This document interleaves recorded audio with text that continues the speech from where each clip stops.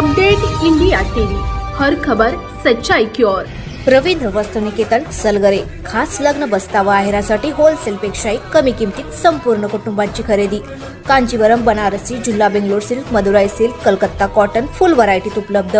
सूट व इंडो शेरवानी, हळदीसाठी kurta, safari, branded shirt, पॅन्टचे खास कलेक्शन, असंख्य व्हरायटीसह 51% भरघोस डिस्काउंट। जादा झालेला माल परत घेऊन पैसे परत। त्वरा करा, आजच भेट द्या रवींद्र वस्त्र निकेतन सलगरे। उपजिल्हा रुग्णालयात रुग्णांची हेळसांड। महाराष्ट्र राज्यात कायाकल्प प्रथम क्रमांक घेणारे हे उपरुग्णालय आलेच कसे? उद्योग महर्षी माननीय रतन टाटांनी गरीब रुग्णांसाठी रुपये 8 कोटीची उपकरणे वापराविनास म्हणजे असून खोळंबा नसून घोटाळा। मकरंद करळे, महाराष्ट्र संघर्ष समिती, उरण, इस्लामपूर। उपजिल्हा रुग्णालयात सर्व सुविधा व मशिनरी शासनाने दिली असताना देखील उपजिल्हा रुग्णालयात मात्र वेगळाच कारभार सुरू आहे।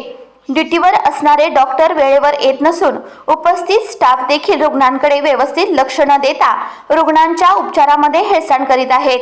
स्वच्छतेच्या नावाने रुग्णालयामध्ये बोंब असून पेशंटच्या बेडवरील बेडशीट सुद्धा रोजचे रोज बदलले जात नाहीत। याबाबत रुग्णांच्याकडून संघर्ष समितीला तक्रार प्राप्त झाल्यानंतर संघर्ष समितीकडून प्रत्यक्ष पाहणी केली असता निदर्शनास आलेल्या त्रुटी व चुका उपजिल्हा रुग्णालयाचे वैद्यकीय अधिकारी डॉक्टर संजय हरिदास यांना संघर्ष समितीचे कार्याध्यक्ष मकरंद करळे यांनी धारेवर धरून समस्यांचा भडीमार करण्यात आला।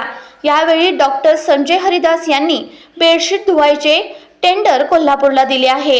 कोल्हापूरहून आल्यानंतर बेडशीट बदलले जाते व डॉक्टरांची वेळेवर उपस्थिती व समाधानकारक उत्तर देऊ शकले नाहीत।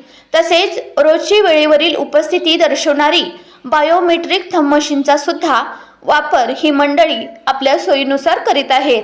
महाराष्ट्र संघर्ष समितीकडून यावेळी कामकाजात सुधारणा करण्याबाबत सुनावले असून ते न झाल्यास आंदोलन करण्याचा इशाराही यावेळी देण्यात आलेला आहे। संघर्ष समितीचे अध्यक्ष शाकीर तांबोळी, दिलावर शेख, रफिक मनेर, झाकीर मुजावर, नौशाद तांबोळी, शहाजी पाटील, शिवाजी लाखे, सोपान मंडले हे यावेळी हजर होते।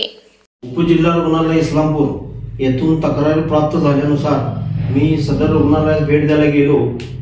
त्या रुग्णांच्या सलाईनच्या सुईमधून रक्तस्राव होत होता आणि त्याबरोबरच त्यांच्या बेडवर बेडशीट सुद्धा नव्हते।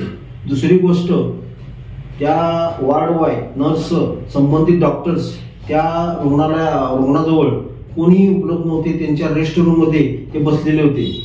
दुसरा महत्त्वाचा भाग म्हणजे बायोमेट्रिक जे आहे बायोमेट्रिक थंब जे आहे रुग्णालयात ते डॉक्टर्स, नर्स आणि कर्मचारी आपल्या सोयीनुसार ते थंब करून ते आपले कामाचं नुसते वेळ मागून येतात। त्यामुळे रुग्णांचं प्रचंड प्रमाणात तिथं हाल होतंय। त्यावेळेला असा प्रश्न पडतो, एवढ्या सगळ्या सगळ्या सुविधा शासनाने दिलेली मदत, उद्योग महर्षी रतन टाटाने दिलेली जो 8 कोटीची उपकरणं, ही सामुग्री, हे सगळे असून ते ऑपरेटर विना किंवा वापराविना धुळकात पडलेले आहे। तरी असे असताना सुद्धा या रुग्णालयास महाराष्ट्रात प्रथम क्रमांक कायाकल्प यासाठी कसा काय मिळतो, हा खरं तर संशोधनाचा भाग आहे। भविष्यात या डॉक्टर, नर्स, सिस्टर यांच्यावर कायदेशीर कारवाई जर झाली नाही तर महाराष्ट्र संघर्ष समितीतर्फे ठिय्या आंदोलन रुग्णालयाच्या दारात आम्ही करणार आहोत।